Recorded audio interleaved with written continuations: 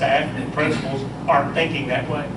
And I'm just going back and try to say, why did it lax a little bit? And why am I, and now the reasons that it's tightened up to be something different than school safety, which I'm sure that's what they talked about as a staff committee.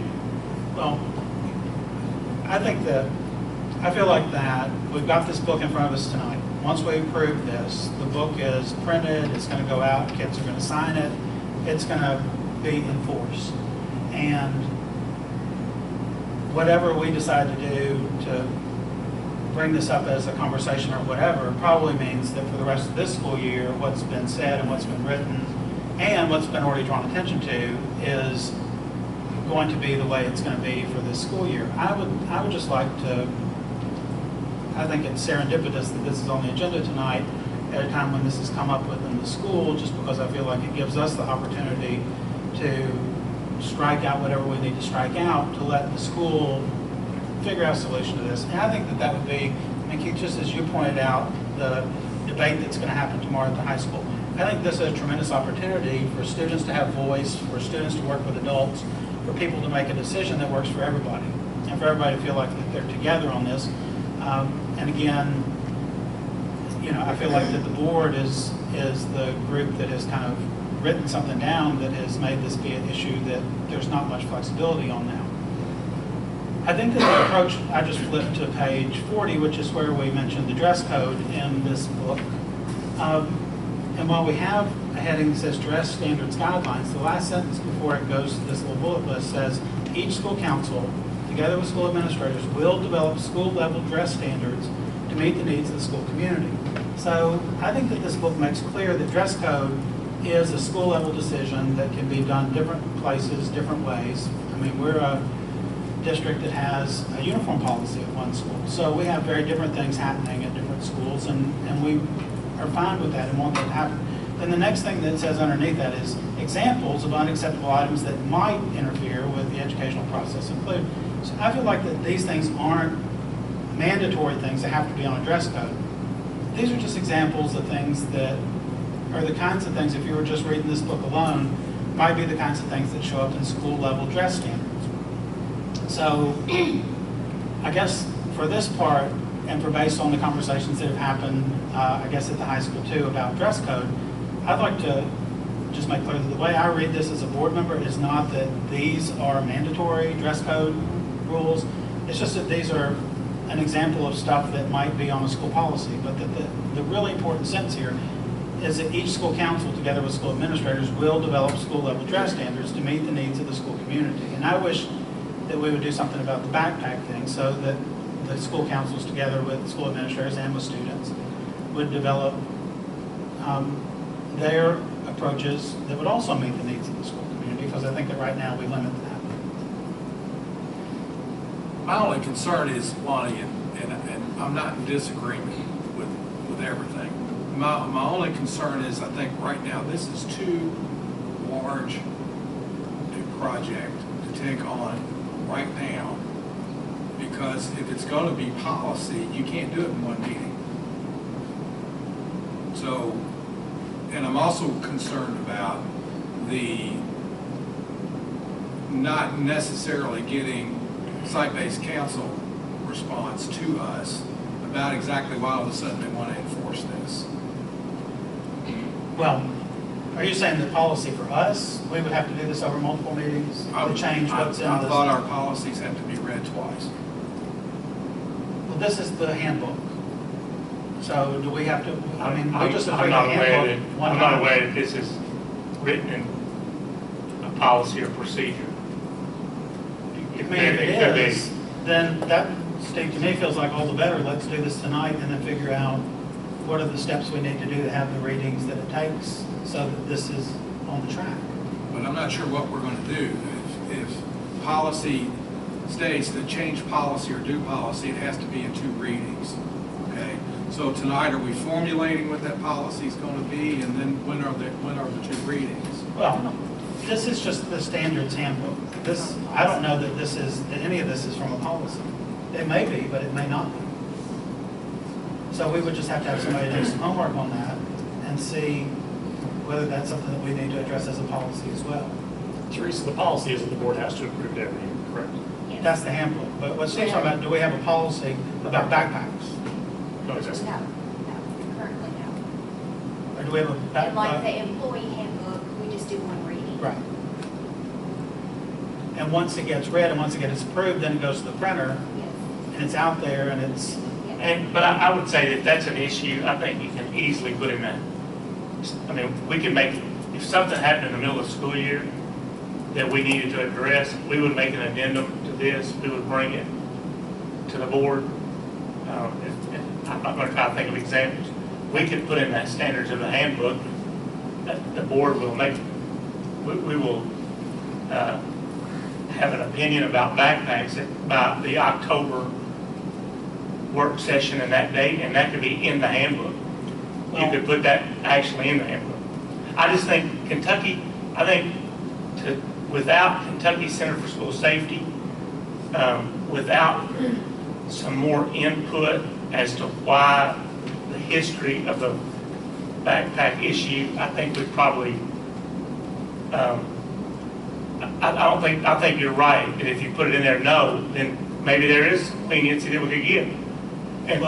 But if you don't, if there is a reason, if John Akers sat here and addressed you all and said, here's why you need to think about backpacks, and started rambling off stats. Well, I don't want to hypothesize what Officer Broach has or has not removed from a child's backpack in the last 3 years of the schools. I just think we can always make this decision to remove. We can always make the decision, but adding it back in and going back and forth when we've got space and time to get all the information in front of us, I think would be advisable. I mean, I don't know what the problem is with taking it out, and then if people decide we need to eliminate backpacks, put it back in. I'm like you. I think we've got to start it that way so that we can at least open up the discussion with site-based and however this process goes. But I think if we leave it in here, I have a feeling what worries me is that we're not going to go back to it, or it's going to continue being a problem. Right. I would trust a group of students sitting down with the administrators, talking to people from the Center for School Safety, talking to Officer Broach, talking to all these people, and then reporting back to us. I mean, I would be glad to ask that group to say, come back in October or whatever. But I would like to go ahead and create the space for that to happen now by taking this out. If they want to come back in October and say we've done the research and all the rest, it's really dangerous for people to have backpacks make it past the lockers. We need to put that back in. I'll vote for that. Yeah. But I kind of feel like that to act like that there's some danger that nobody can name, that makes it so important that we kind of keep this the way it is just because it's there now, when nobody can remember why we did it in the first place very well. Just kind of seems like to me that we're playing just kind of a bureaucratic game that, I mean, if I was a student in school looking at that, I would just say, that's crazy. To just act like that's your reason, because it's in the book, we're not going to take it out of the book until, and I don't feel like that, I mean, I feel like that the students can hear from the school safety people, can hear from the school resource officer, can hear from whoever, and be very thoughtful about that. So, I'm going to stick I with agree the with idea. what you're saying, but I do think that before it's just opened up, I mean, you would want to err on the side of caution before you just open it wide up, that you could do some research in the next few weeks, then you have to come back and say, you know, if that's okay or whatever, you know, somehow, because if you just, it's kind of hard once you open it up to take it back. And I think if we, I mean, the safety issues, the liability that could potentially be involved if something happens, not to say I think if the wording is, it's up to the schools.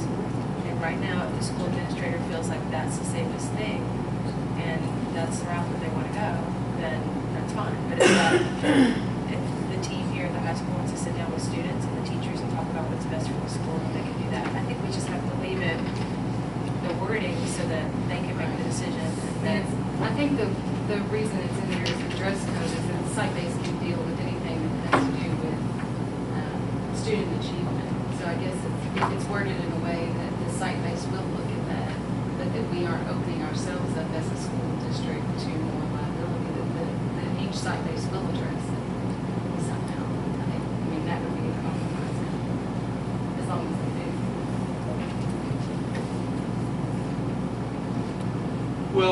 this was done back in the early 2000s. I was on that board when it took place.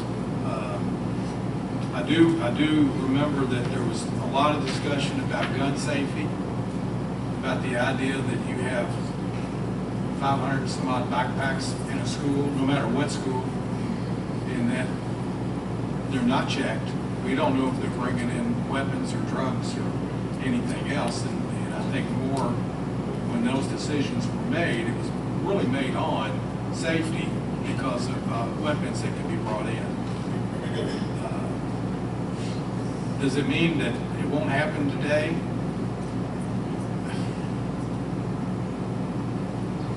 I think there's more possibility that it could happen today. And I think that we really need to study this more than just yank something out without really doing more homework on this, because this isn't an easy decision to be making. And also we have obviously an administration at the high school that feels like it's something that needs to be enforced. But could that be done with that language added that the site-based is responsible for reviewing this annually? I don't know, somehow, so that we're making sure that if we were to change the language so that it is a site-based decision, that it actually is reviewed. Susan, I think you probably could, but it also means that the board, we as a board, have to be involved in that, because site-based doesn't supersede district board policy. So, which also means they just can't create a policy just because we don't have one. I'm just not comfortable with just plowing ahead when we even have next week to go back and, I mean, we have a special called meeting, and I mean, we could take that opportunity on the 31st also to look at this. Well, I'll just say, Steve, I understand, I'm not trying to be reckless. I'm not trying to say that I'm for people bringing guns to school because I want to loosen up the backpack rule. I've sat in expulsion hearings where kids brought knives or kids brought other things, put them in the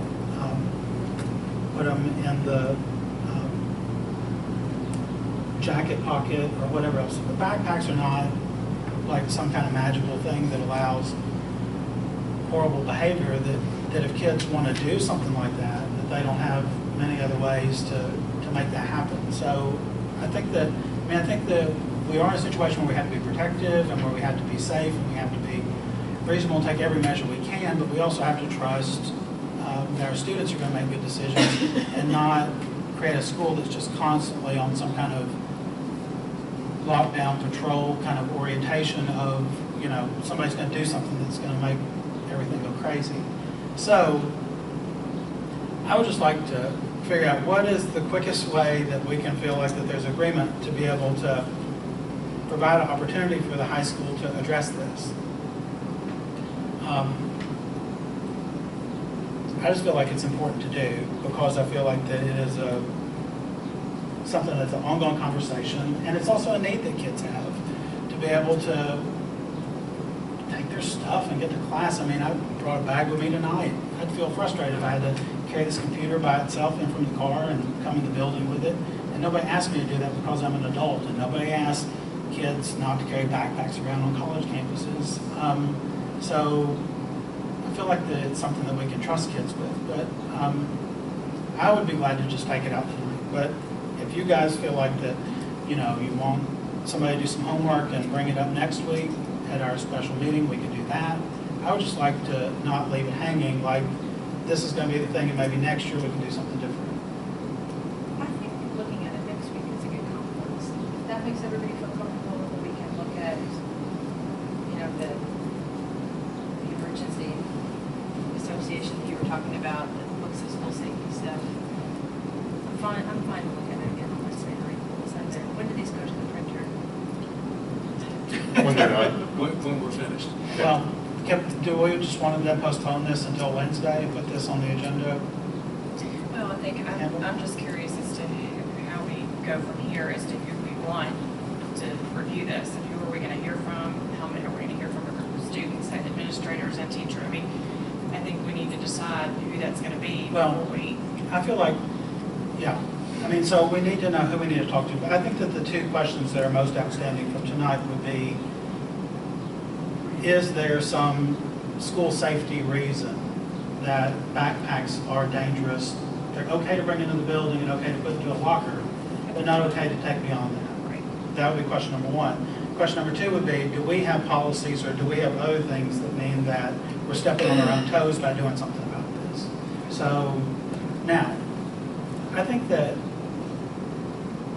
you know, if we want to have more people come, part of the reason that I want to open it up is I don't feel like that the board is the right forum to decide whether or not there should be backpacks at Danville High School. I feel like that's something that students and administrators and parents and other people can have meetings and talk about and come to a great decision on. And we can just be happy with that. I think the question for us is, do we take this out? Are we okay to take it out? And then if somebody wants to look at it and say, no, you need to put that back in later, do we want to do that? Or is this just something that is so dangerous that we don't even know what we're dealing with, that we need to leave it in there the way it is and just say that, you know, backpacks are a problem? So why don't we just put off approval of the standard behavior handbook for 10 days and just deal with this Wednesday? Yeah, I agree, and I think we need to consult with Kentucky School Board Association, legal people, school administrators, legal folks, because if you create a student handbook and it's created and approved by the school board and it's gospel, does that create a policy? And I'm just saying, I think these are questions that we need to ask before we yank something out and then possibly may have to put it right back in. If we can delay for 10 days, Right. And make a decision based upon a lot of information that we're going to get. But Steve, let me make sure I understand. Your question then is just whether, in the perspective of KSBA and KSA, whether if we're setting rules in a handbook, are those things that need to be reflected in policy? That's one of the questions. That's one of the questions. Okay. And I'm not opposed to anything at this point. I just don't want us to move forward and maybe get ourselves in a situation to where we may be asking the students once again, you're not going to have your backpacks available in class. I just assume we get it resolved on every point that we can get covered. And I just don't want to regret something that we move too quickly on. I don't want to be the only school in Kentucky that's letting kids carry backpacks around and something horrible happens. I agree. But I'm sure that we're not. So I think that this will all work out. And I'll just add, if you look at the table of contents, this is probably the one thing that is not, I mean, most things in that behavior handbook are policy, state law, procedure. I mean, very few things, if you look at the table of contents, fall. I mean, willful defiance of authority, that's state law. That students can't. So a lot of things in the handbook, attendance. I mean, so this is probably the one issue, dress code, that kind of stuff, where it's not policy. The board has entered different decisions probably at different times. So there's not, I'm trying to let you all relax a little bit in that this book is not full of those where it's, you know, it's open for a lot of debate. The thing I keep thinking about is how many schools now, you know, how long ago was this written? If you think about where we are now, not just talking about school safety, but how many schools have one-to-one technology? Kids are walking around with laptops. Every single kid in the high school has a laptop. They're not carrying that in their hands. I'm sure they have it in something. So, I don't know. I mean, I think you can always go back and say safety, and then we all want to go, oh yeah, safety. You know, we can't do anything once you bring up the word safety. We have to play the safest route because we all don't want our names written on something that said we were the ones who said no, let it go, it's fine. But you also have to temper that with what's a little bit realistic here. And I think if you went around to a lot of high schools in the state, you're going to see kids carrying some kind of bag that has the laptop in it or the iPad or whatever that is, and their calculator, and their pens, and their feminine products. So, well, and it's just like somebody said, I think even if we had a metal detector, you know, as the child walks through to their locker with their backpack, that doesn't mean they're always gonna, that it's gonna detect a knife or any gun. So I think no matter what the policy says, if they were to walk in with a laptop and there's a weapon in there, you know.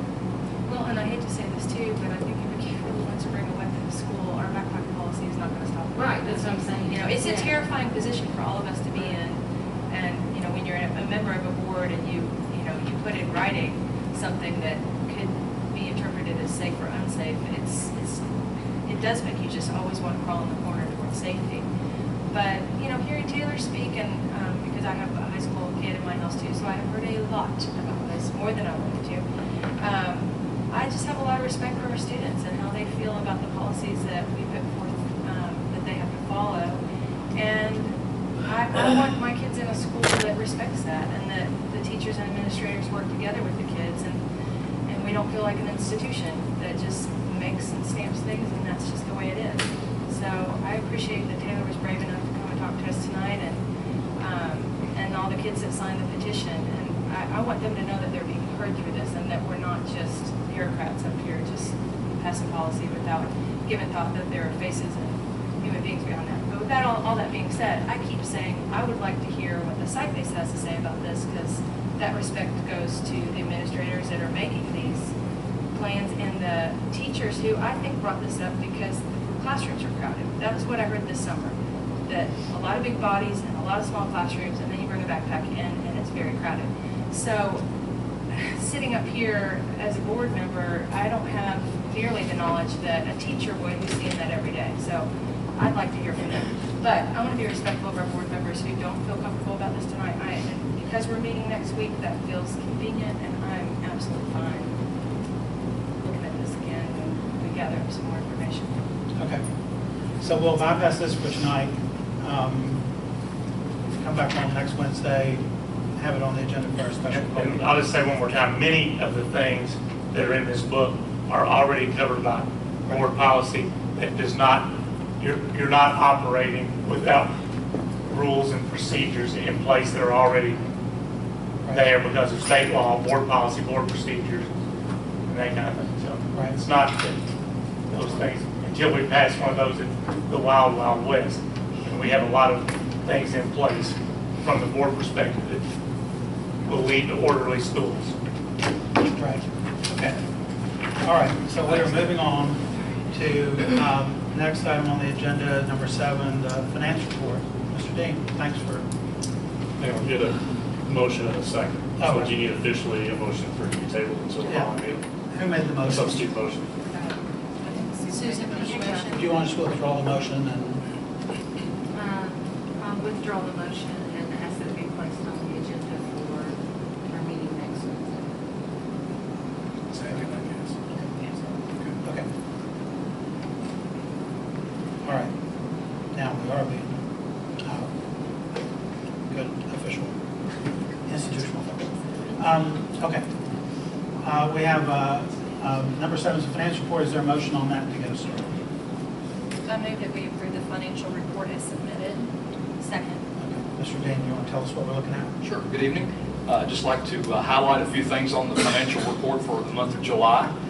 We started the new fiscal year in the month of July with a cash balance of just under $5,417,000. For the month, we brought in receipts of about $2.1 million. Of course, that looks like a large number, but of that number, $799,000 is a construction draw, which we drew down from our certificate of deposit, so it kind of inflates that number a little bit. We had expenditures for the month of $1.226 million, leaving us with a cash balance at the end of July of $6,295,648. If you can look down at the middle of the page on your financial report and kind of see how those cash numbers are broken down by various funds. One thing I would like to point out is we did move $550,000 from our carry forward to the assigned maintenance for various projects that we're looking at. We are continuing to look at needs assessments There are many in the district, and so we're working to analyze those and see what are the most important, how much they're going to cost, and we'll be talking about those at future board meetings. Another thing I'll point out is this: we did receive in July our first installment of our capital outlay money of $81,000. Those are always done the first month and the last month of the year.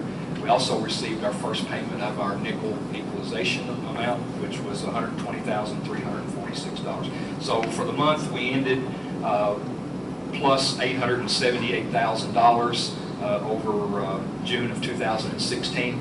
But of course, $637,000 of that was in the construction fund, where we did draw down money for payment of construction expenses. You'll notice also attached to that is just a general fund review of the receipts and the expenditures for the month.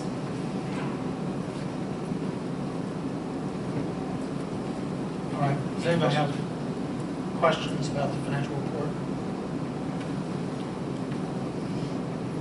No? All right, we have a motion and a second to approve the financial report submitted. All in favor of the motion, say aye. Aye. All opposed? Motion passes. Next on the agenda is payment of invoices. Is there a motion? I make a motion that we approve the payment of invoices as presented. Second. Mr. Damon, what is the total on that? The total is just under $844,000. Okay. And just to hit a few highlights of what we paid during the month, bond and interest payments totaled $118,852. We had construction payments of $283,912. This was a month where we pay a lot of our insurance up front, so we hit our workers' comp, which was $140,000. Total of all of our insurance payments was $191,000, so we take care of all of that in the month of July, get it out of the way. Also, a big portion in July was our school district license and software renewals.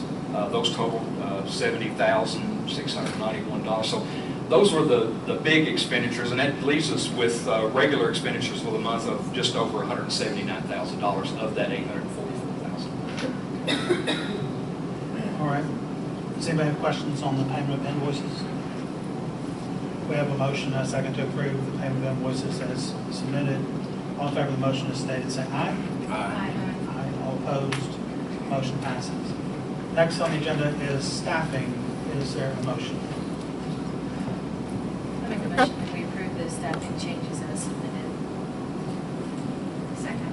Okay, we have a motion and a second. Who wants to?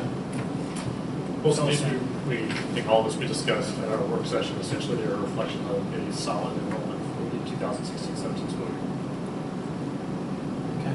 Does anybody have any questions on the staffing? Are we anticipating any more additions at this point? Do you Not at think? this point, no. Not at this point. All right. Anything else on that? All right, we have a motion and a second to approve staffing changes as submitted. All in favor of the motion, say aye. Aye. Aye. All opposed, motion passes. Next item is the consent agenda. Is there a motion? I move we accept the consent agenda as submitted. Second. Susan won that. Yeah. She came in just slightly ahead. So we have a motion and a second to approve of all the consent items as presented. All in favor of the motion, this states an aye. Aye. All opposed. Motion passes. Item 11 is the executive session, which we do not have a need for tonight. And so the next item on the agenda is to adjourn. Is there a motion? Make a motion to adjourn the meeting. Second. Okay, we have a motion and a second. All in favor of the motion, this states say aye. Aye. All opposed. Motion passes. We are adjourned. Thanks, everybody, for being here.